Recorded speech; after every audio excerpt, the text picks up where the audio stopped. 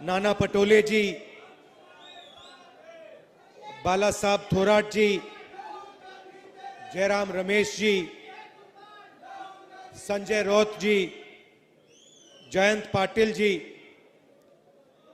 यशोमती ठाकुर जी, अजय यादव जी,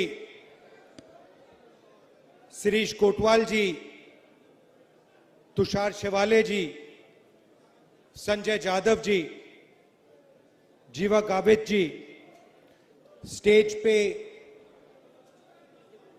सारे सीनियर नेता, गठबंधन के वरिष्ठ नेता, प्यारे किसानों, भाइयों और बहनों, प्रेस के हमारे मित्रों, आप सबका यहां बहुत बहुत स्वागत, नमस्कार। यहां पे सबसे बड़ा मुद्दा प्याज के दाम का हैगा। नेशनल मीडिया में आपने इसके बारे में कोई डिस्कशन देखी? नहीं दिख सकता। सबसे बड़े मुद्दे, किसान के मुद्दे, बेरोजगारी, महंगाई, अग्निवीर। मैं 4000 किलोमीटर कन्याकुमारी से कश्मीर चला और 6000 किलोमीटर मणिपुर से महाराष्ट्र तक, और लाखों लोगों से मिला हूं और हजारों से मैंने बात की है। देश में 2-3 मुद्दे हैं। सबसे बड़ा बेरोजगारी, दूसरा महंगाई, तीसरा भागीदारी। हिंदुस्तान का धन किसको मिलता है, कौन से वर्ग को मिलता है, किसानों की समस्या, ये मुद्दे हैं। मगर अगर आप टीवी देखें, मीडिया में देखें, इन मुद्दों के बारे में आपको कोई डिस्कशन नहीं दिखेगा। टीवी पे कभी नहीं दिख सकता। बॉलीवुड की बात होगी, मोदी जी को 24 घंटा दिखाएंगे, कभी वो समुद्र के नीचे चले जाएंगे, टीवी कैमरा उनके साथ नीचे समुद्र के नीचे जाएगा, उनको दिखाएगा समुद्र के नीचे पूजा हो रही है। फिर उसके बाद झट से वो सी प्लेन में उड़ेंगे, हवाई जहाज में जाएंगे, वहां भी मीडिया उनके पीछे जाएगा। फिर चाइना के बॉर्डर पे चले जाएंगे, वहां मीडिया जाएगा। फिर पाकिस्तान की बात होगी, कोविड आएगा तो फिर थाली बजवाएंगे, सबको एक साथ नचाएंगे। कोविड फैलता जा रहा है। प्रधानमंत्री हिंदुस्तान की जनता से कह रहे हैं मिलकर थाली बजाओ, और मीडिया उसको 24 घंटे चला रहा है।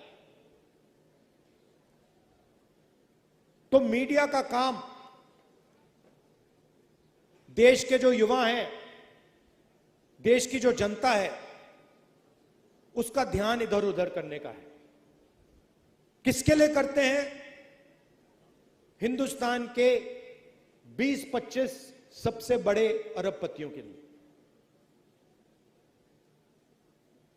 10 साल में नरेंद्र मोदी जी की सरकार ने आपका कितना कर्जा माफ किया है? 1 रुपया माफ किया आपका? 3 कानून लाए। आज किसान दिल्ली में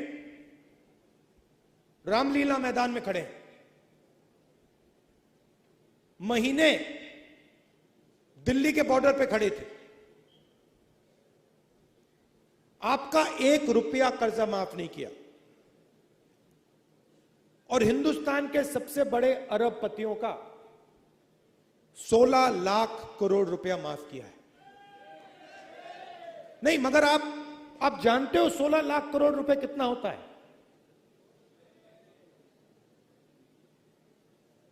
ऐसा बड़ा नंबर है, आम आदमी को, किसान को, मजदूर को, हमें यह नंबर समझ ही नहीं आता। अरबपति को आपने बताया कि देखिए 16 लाख करोड़ रुपए है, उनको एकदम समझ आ जाती है बात।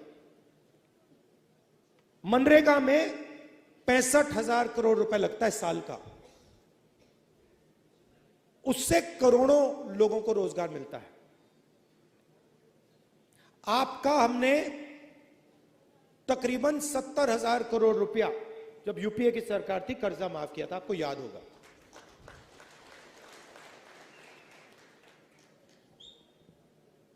₹16 लाख करोड़ का मतलब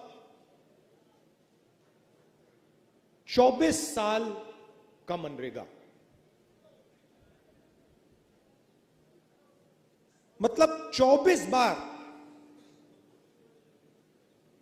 अगर हम आपका कर्जा माफ करें, उतना कर्जा नरेंद्र मोदी जी ने 20-25 लोगों का माफ किया है। आपका एक बार हमने किया, बीजेपी ने एक बार नहीं किया। और जितना आपका माफ हुआ था, अगर आप उसको 24 बार करें, उतना नरेंद्र मोदी जी ने 20-25 लोगों का माफ किया है।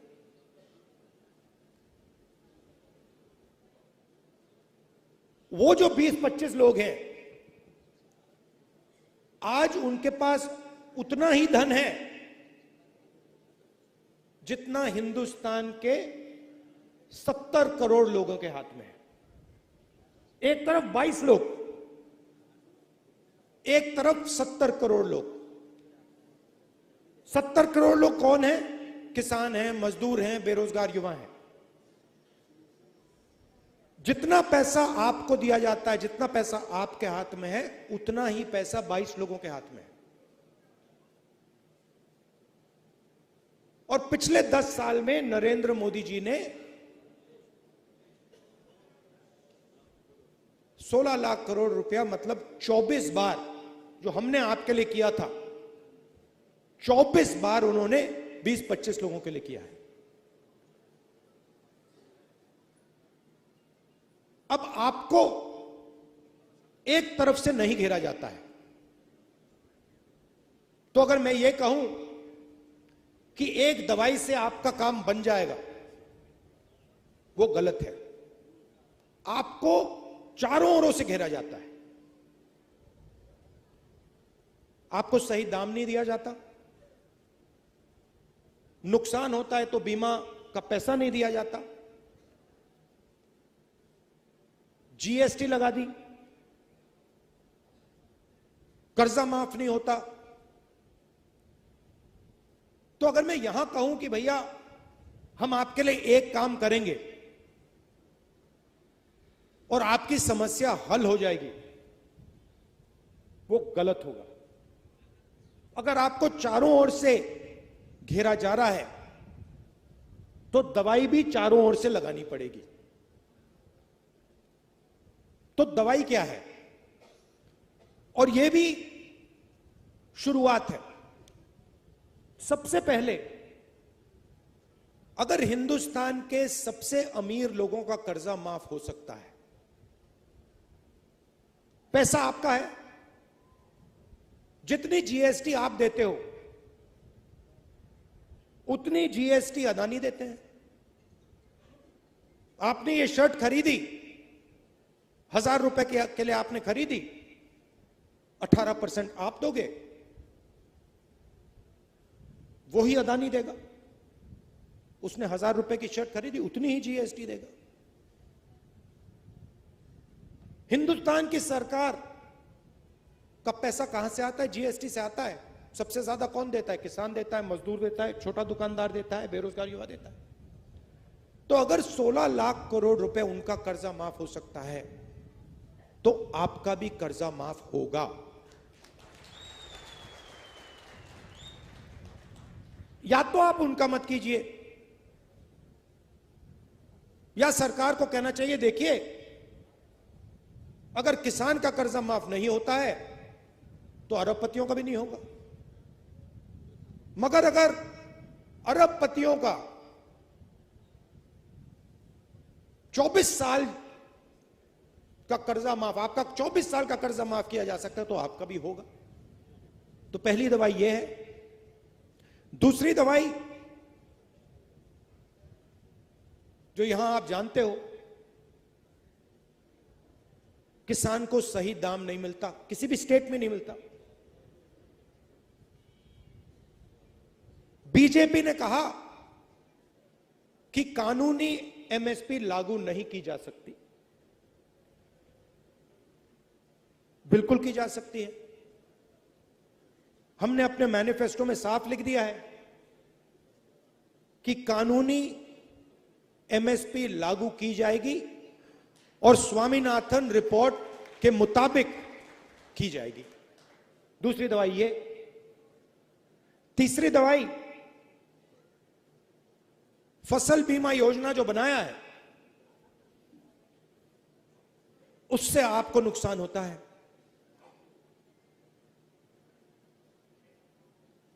15-16 कंपनियां हैं, उनको सरकार बीमा योजना का पैसा देती है। आप लिस्ट चाहते हो, मैं आपको लिस्ट दे दूंगा। आपका नुकसान होता है, आंधी आती है, तूफान आता है, बारिश आती है, पानी गिरता है, नुकसान होता है। आपको कहते हैं भैया आपको कॉम्पेंसेशन नहीं मिलेगी, वो आपको मुआवजा नहीं देंगे। तो तीसरी दवाई, फसल बीमा योजना को रीस्ट्रक्चर करना। फसल बीमा योजना का काम आपकी रक्षा करने का है, उद्योगपतियों की रक्षा करने का नहीं है। तो तीसरी दवाई ये। चौथी दवाई, जैसे ही आपको प्याज बेचने का समय आता है, एकदम एक्सपोर्ट इंपोर्ट पॉलिसी को बदल दिया जाता है। एक्सपोर्ट इंपोर्ट पॉलिसी की ट्यूनिंग आपको मारने के लिए की जाती है। तो अगर हमारी सरकार आएगी, एक्सपोर्ट इंपोर्ट पॉलिसी से आपकी रक्षा होगी, आपकी प्राइस की रक्षा होगी, आपको आपका जो दाम है एक्सपोर्ट इंपोर्ट पॉलिसी उसकी रक्षा करेगी। और आखिरी चीज जो जीएसटी है, जो पहली बार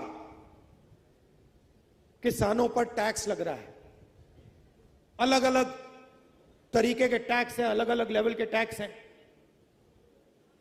इस जीएसटी को हम स्टडी करके एक टैक्स देंगे आपको, और हमारी पूरी कोशिश होगी कि किसान जीएसटी में ना रहे। मगर ये जो सब है,